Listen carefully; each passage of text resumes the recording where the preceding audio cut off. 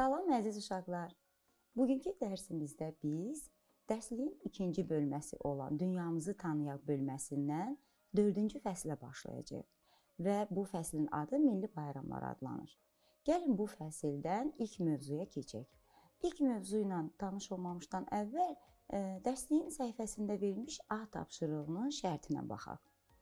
Araşdırma apararkən kimdən kömək alırsınız? Bu zaman əvvəlcədən suallarınızı hazırlayırsınızmı?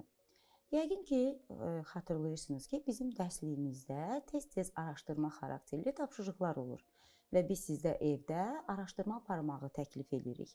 Və yəqin ki, bu araşdırmanı da ola bilər ki, hansısa internet saytından, ensiklopediyalardan, müxtəlif jurnallardan, qəzetlərdən aparmaqla yanaşı, evdə özünüzdən böyük insanlardan da suallar vasitəsilə məlumat toplayırsınız. Yəqin ki, bu məlumatı toplamaq üçün də öncədən suallar hazırlayırsınız. Bax, bugünkü keçəcəyimiz mətnimizin mövzusu da məhz müsahibə ilə bağlıdır. Mən sizə giriş hissəni oxuyacağım, daha sonra qalan hissələri isə özünüz oxuyarsınız. Gənc Müxbirlər Dərnəyinin üzvləri hər ay divar qəzeti hazırlayırdılar. Qəzetin növbəti sayı Dünya xalqlarının adət-ənənələri adlanırdı. Gənc müxbirlər xarici ölkələrin nümayəndələrindən bu mövzuda müsahibə aldılar. Müsahibəmiz Hindli qonaq Sitara Mello ilə olacaq, digər müsahib isə Çindən gəlmiş rəqqasa Luli Qiangla olacaq. Bax, bu müsahibələri oxuyun, daha sonra isə mətndəki yeni sözlərlə tanış olaq. Gəlin söz boğçasına diqqət edək. Müxbir, cənab, festival, müsahib, süvari, təbil. Bu sözlərin mənasını öyrənək. Müxbir, uşaqlar, yerlərdən xəbər yığıb gətirən, göndərən jurnalistə deyilir. O cümlədən qəzet, jurnal, radio, televiziya işçisinə də müxbir deyilir. Cənab isə hörmət, sayğı məqamında işlədilən müraciət formasıdır. Festival, incəsənətin hər hansı növü üzrə keçirilən bir tədbirdir. Məsələn, musiqi festivalı, teatr festivalı və s. Müsahibi isə jurnalistə müsahibə verən, onun suallarını cavablandıran şəxsdir. Müsahibə, jurnalistin müəyyən məsələlər barədə hər hansı şəxslə apardığı söhbətdir. Süvari, şəkildə gördüyünüz kimi, atlıdır, atlı əskərə deyilir. Təbil isə zərb alətidir, iri nağaradır. Şəkildə də bunu aydın görürsünüz. İndi isə gəlin mətnlə bağlı sualları cavablandırmağa çalışaq. Birinci sualımıza baxaq. Müxbirlər hansı məqsədlə xarici qonaqlardan müsahibə alırdılar? Əgər xatırlayırsınızsa, dərsimizin əvvəlində mənim sizə oxuduğum giriş hissədə bu sualın cavabını tapa bilərik. Dünya xalqlarının adət-ənənələri ilə bağlı müsahibə alırdılar. İkinci sualın cavabına baxaq. Sitara Mello hindlilərin hansı bayramı haqqında məlumat verdi?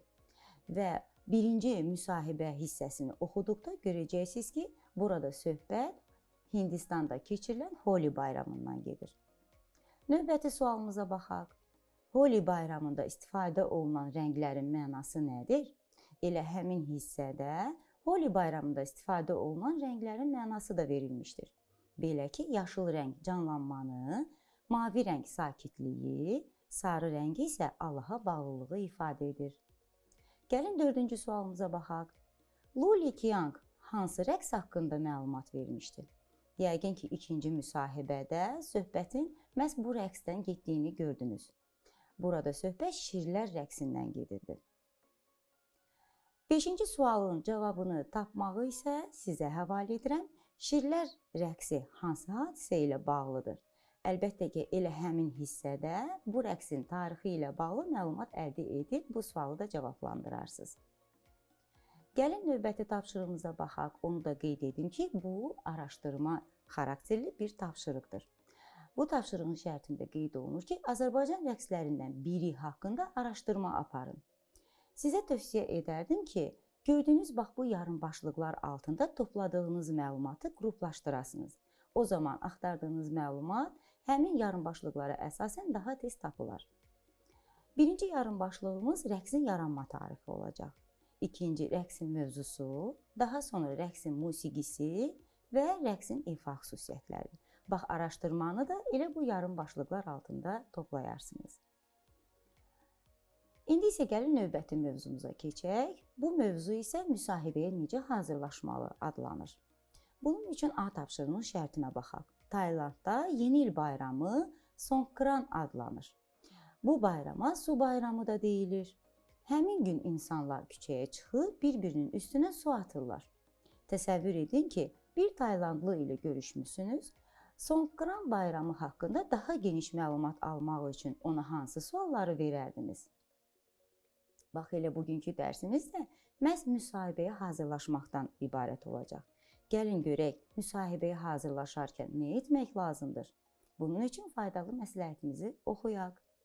Mövzu üzrə məlumat əldə etməyin yollarından biri də müsahibə almaqdır. Müsahibəyə hazırlaşarkən aşağıdakı tövsiyələrə əməl etmək lazımdır. Birinci, mövzu haqqında bildiklərinizi qeyd edin. Daha sonra isə mövzu haqqında öyrənmək istədiklərinizi qeyd etməlisiniz. Bundan sonra müsahibinizi müəyyənləşdirirsiniz. Sonda isə verəcəyiniz sualları mütləq sıra ilə yazmağı da unutmayın. Yəqin ki, bu təlimatdan sonra artıq Songkran bayramı haqqında müsahibəni necə götürəcəyinizi artıq planlaşdırdınız. İndi isə gəlin növbəti tapşırığımıza baxaq. Bu tapşırıq B tapşırığıdır və şərti oxuyaq. Oxuduğunuz tövsiyələrə əsasən Azərbaycan rəqsləri haqqında müsahibə hazırlayın. Əgər xatırlayırsınızsa, biz ötən tapşırıqda hər hansı bir Azərbaycan rəqsi haqqında məlumat araşdırmağı sizə vermişdik. Elə araşdırdığınız məlumatlardan savayı daha hansı məlumatı əldə etmək istərdiniz? Məhz onun müsahibəsi üçün suallar hazırlamağı sizə tövsiyə edirəm. Bax, belə uşaqlar, bugünkü dərsimiz sona çatdı. Gələn dərsimizdə görüşərik. Hələlik.